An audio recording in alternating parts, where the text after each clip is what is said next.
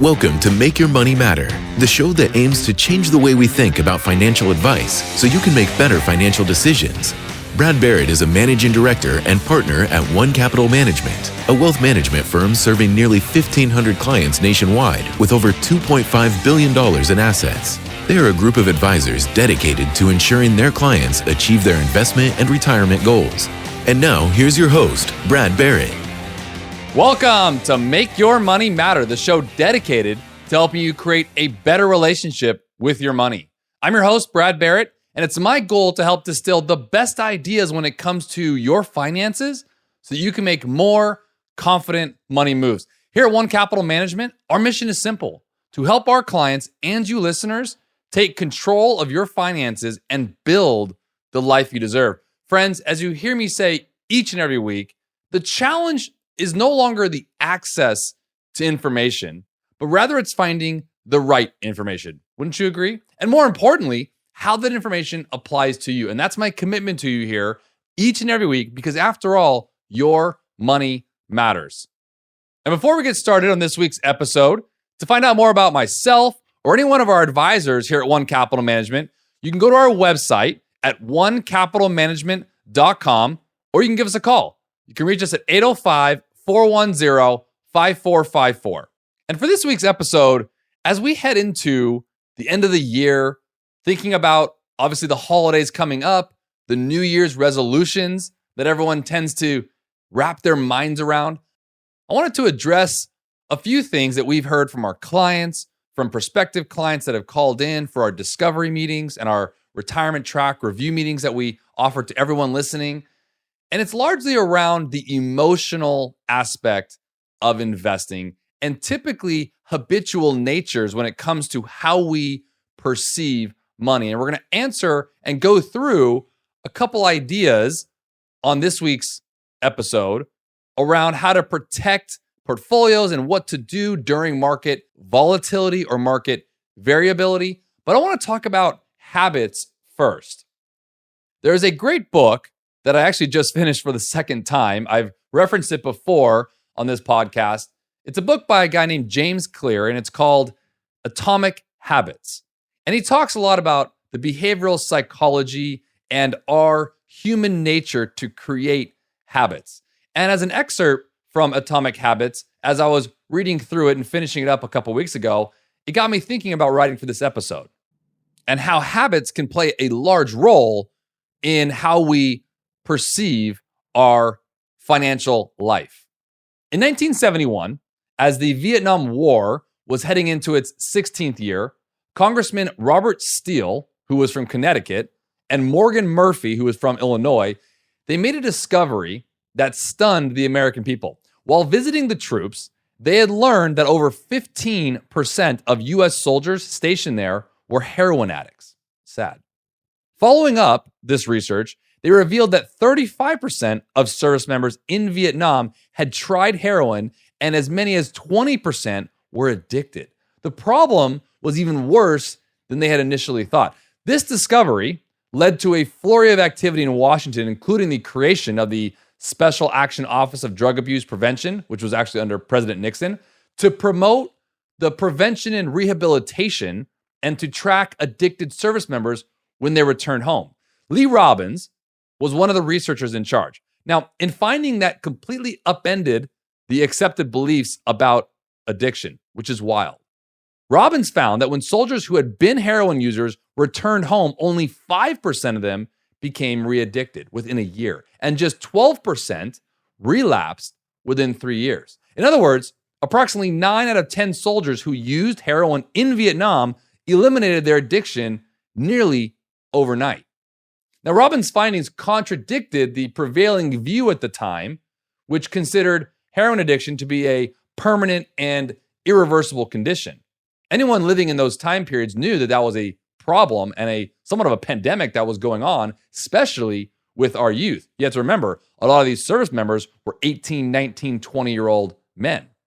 So instead, Robbins revealed that addictions could spontaneously dissolve if there was a radical change in the environment. Now, in Vietnam, soldiers spent all day surrounded by cues triggering heroin use. It was easy to access. They were engulfed by the constant stress of war. They built friendships with fellow soldiers who were also using the drug. And they were thousands of miles from home. So once a soldier returned back to the United States, though, he found himself in an environment devoid of those triggers. So when the context changed, so did the habit. Now, this isn't to go into a huge episode about addiction or anything like that. It is more around the habitual nature of the things we humans do, some bad, some good. And it's a very interesting concept when you think about the nature of which we surround ourselves. So when it comes to our financial future, nowhere near as dire as having an addiction to a drug that dangerous, but our environment can lead us to do things that may not be the best for us. We are talking with people constantly. We are reading things constantly. We are seeing and viewing things almost subconsciously via billboards, ads on social media, watching TV, the subliminal messages that drive something around, ooh, I need that. Oh, I have to have that. And we talked about this a lot on a few episodes ago around the financial behaviors that we can get trapped into. It's not bad. It's just something I want to bring up as we look towards the end of the year and really look to changing some of our habits, changing some of our natures. And when we talk about habits in particular, we also have to talk about emotions, because our emotions always will be pulling us from our rational thought. Remember, Plato, the Greek philosopher, once said, the mind is pulled by an emotional elephant and a rational ponies. Our emotions tend to dictate our behaviors. Rationally, there are a whole bunch of things that we know we should be doing or should not be doing, but our emotions compel us to do something else. So rather than get out of bed in the morning and maybe go to the gym, as I've referenced before as an example, we pull the covers over and we just sleep, hit the snooze button. Everyone does it. It's okay. It's a part of opening up and saying, okay, how do I make sure that something like that doesn't filter into more important things, maybe like your financial future, your retirement planning? And when we talk about emotions, the number one question that's come up as of late, and I don't know that it's necessarily a question, but more of a concern, more discussion topics, which is market downturns, volatility, variability, and obviously with the market's recent swings, largely due to pandemic news, whether it's the Omicron or some sort of variant within COVID, the questions that we've been frequently hearing from clients, and again, not necessarily stated in the questions, but things like, how do we adjust our investment portfolio? What are we looking at when it comes to these unpredictable times? How do we deal with uncertain things that we're seeing pretty much in the news constantly around inflation or supply chain? And the bigger question is the overall market going to always be like a teeter-totter, like a seesaw? And so when we talk about this, one thing I want to mention on the show today is we as humans, we people, we fear being heavily influenced by events beyond our control. Wouldn't you agree? We're all little quasi-control freaks in our own way. We want to make sure that it fits into our box, and when it doesn't, ooh, it's bad. Don't like that. And when it comes to our finances, as I've said before, there's really three things that we all humans keep really close to our chest: finances, politics, and religion. And I'll throw in health as well. These are private matters, but we humans, we tend to emphasize and develop maybe even our financial plans and our retirement outlook, and focusing on things that we can control, not things that we can't control. And I think that right there is a shift in the mind, and something I know I share with my clients. I talk with my colleagues, that we talk about the emotional investing behaviors and the way that you skillfully and objectively and unbiasedly go through a portfolio has a lot to do with planning, has a lot to do with discipline. As you've heard me say many times before, I always believe in the 2 Ds when it comes to investing: discipline and discernment. And discernment is a tough one, especially when we're managing our own monies, because it's our money. Our rational and our emotional mind within our own body are at a war constantly. Again, remember, the mind is pulled by an emotional elephant and a rational pony. emotions win out. So when you're looking at investing, it's really hard to keep emotions out of it. Something that we here at One Capital do for all of our clients, for all of our plans, and all of the portfolios that we build is make sure we structure it with discipline, with an active management approach, with rebalancing, calculated, and taking that view for our clients as a fiduciary to make sure that we are looking at the portfolio, looking at the management and the plan objectively and unbiasedly. And so when we talk about things we can control, one of the things that I think is most important when you talk about our emotions, our habits, our behaviors, when it comes to our financial planning and our investment life is risk. One of the things we actually can't control is the level of risk we have in our savings and in our investments. That's more important than ever given the uncertainty we're experiencing now. So one of the first things that we talk about with our clients who are having some of the questions I mentioned before and talking about a market that is, as of late, having these swings based on news reports of virus and things like that. So when someone is about to retire, for anyone listening like that, or maybe going into a portfolio for the first time or looking at a balance within their IRA or their 401k, they're going into somewhat of an unknown for them. So first and foremost, if you heard me say, seeking guidance and counsel is paramount to the success of it. Don't go it alone. Yes, you can look up white papers and follow a bunch of social media hacks talking about this, that, and the other. But the reality is you want to find a credentialed and experienced fiduciary working for you, not you working for them, and talking with you, not at you. That's important. And the first thing we'll do when we talk to a client is stress test their portfolio. We want to look at some of the things that we need to make sure that fits into their risk profile. I can't tell you how many times we have a client coming in saying, Brad, I'm very conservative. I'm really scared of the market. And that's all great, by the way. We'll go through that discovery and talk through what that means to them. We do a lot of discovery with regards to that. But usually high percentage chance, like 70, 80% of the time, I'll look at their portfolio and it does not match up with their verbal description of who they are as an investor. They will describe themselves as conservative, fearful of the market, yet their portfolio that either they put together or their advisor they're currently working with, who they don't really talk to, put together, and their fund list and their allocation is highly skewed towards market or equities, therefore carrying more risks in an undiversified manner. Happens all the time. So when we talk about some of the things in a volatile market or in a moving market or the variability that we might see, structuring your portfolio with discipline and discernment is paramount. It's vital. It has to do with making sure we take the emotions out of our investing. And to go back to our friends and veterans from the Vietnam studies, recent research, however, actually shows something different. So when scientists analyze people who appear to have tremendous self-control, it turns out that those individuals aren't all that different from those who are struggling to have self-control or maybe with something as serious as an addiction.